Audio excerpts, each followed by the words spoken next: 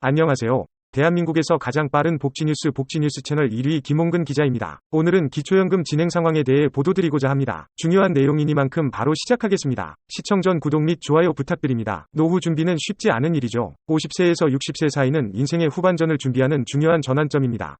아직 활동적인 삶을 살고 있지만 노후를 위한 준비에 대한 고민도 본격적으로 시작되곤 합니다. 또한 70세 이상의 어르신들은 역사적인 풍파를 직접 경험한 세대로서 인생을 험난하게 사신 존경받을 자격이 있는 선배들이십니다. 그러나 한편으로는 부모에게 효도하기는 하지만 정작 자녀들에게 기대할 수 없고 본인들이 직접 노후를 준비해야 하는 상황입니다. 따라서 각자의 사정은 다르겠지만 노후 준비에는 여전히 고민이 있으실 것입니다. 오늘은 이러한 고민을 조금이나마 해결해 드리고자 기초연금의 진행 상황에 대해 알아보려고 합니다. 최근 연금개혁 차원에서 기초연금을 개정해야 한다는 목소리가 커지고 있습니다. 이에 따라 오늘은 10월 27일에 발표한 연금 개정안 관련 변동 소식을 알려드리겠습니다. 현재 기초연금 수급 자격 조건은 대한민국 국적 기준 소득 인정의 하위 70%인 그러나 소득 인정의 기준이 완화되면서 2014년 기초연금을 최초 시행했을 때보다 많은 어르신들이 기초연금 혜택을 받고 계십니다. 2023년 기준 단독 가구 기준 소득 인정액 202만 원 이하에 해당하는 분들이 기초연금을 수령할 수 있습니다. 또한 부부 가구는 323만 원 이하에 해당하면 받을 수 있습니다. 기초연금 제정 목적은 정부가 저소득 어르신들에게 연금 지급을 통해 노후를 보조해 주는 것이었습니다. 그러나 현재는 소득 자산 기준으로 저소득층이 아닌 분들도 연금을 받고 있습니다. 예를 들어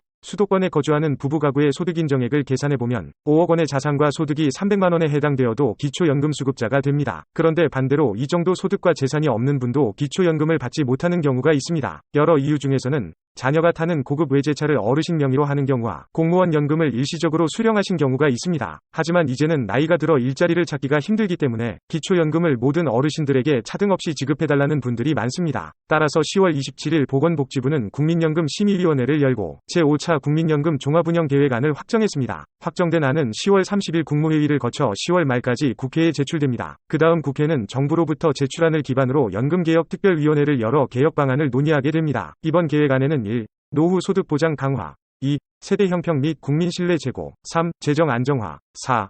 기금 운용 개선 5.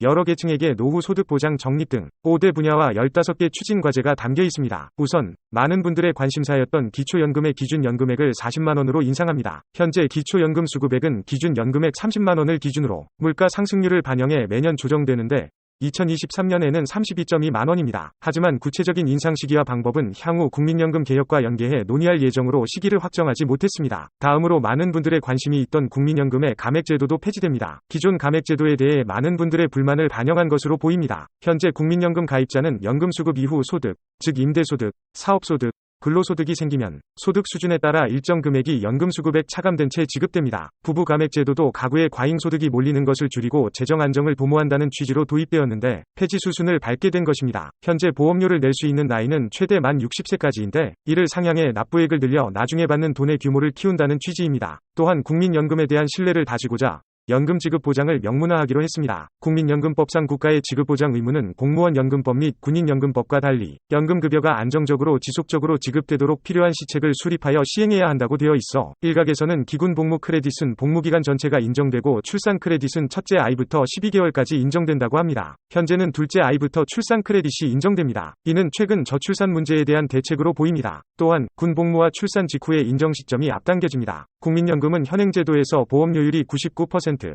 소득 대체율이 40%, 지급 개시 연령이 65세로 유지되면 2055년에 고갈될 것으로 예상되는데 이에 대한 재정 개선을 위해 여러 시나리오를 제출했습니다. 하지만 구체적인 숫자는 명시되지 않았습니다. 수급 개시 연령 상향은 보류되었고 현재로서 최대 63세까지 수급이 가능하며 2033년까지 점진적으로 65세까지 올라갈 예정입니다. 기초연금과 부부 국민연금 감액제도에 대한 불합리함을 지속적으로 지적했으며 이를 개선하기 위한 노력이 보여지고 있습니다. 하지만 아직도 우리나라의 노인 빈곤율과 자산은 OECD 국가 중 상위권에 속하고 있습니다. 이를 해결하기 위해 노인을 위한 복지 정책을 펴고 있지만 제대로 혜택을 받지 못하는 분들도 있다고 합니다. 그리고 평생 국민연금을 성실히 납부한 분들에게는 불이익을 최소화하고 노인 빈곤 예방의 본래 목적인 65세 이상이라면 기초연금을 받게 해야 한다는 의견도 있습니다. 하지만 정부의 재정 건전성 강화 기조를 고려하면 기초연금 대상자를 줄이는 쪽으로 작용할 가능성이 크다는 분석도 있습니다. 이번 연금 개정안으로 인해 노인 연령이 70세로 상향될 것으로 예상되며 기초연금 지급 대상이 완화되어 많은 어르신들이 혜택을 받게 될 것입니다. 또한 기초연금의 기준 연금액도 40만 원으로 인상될 예정입니다.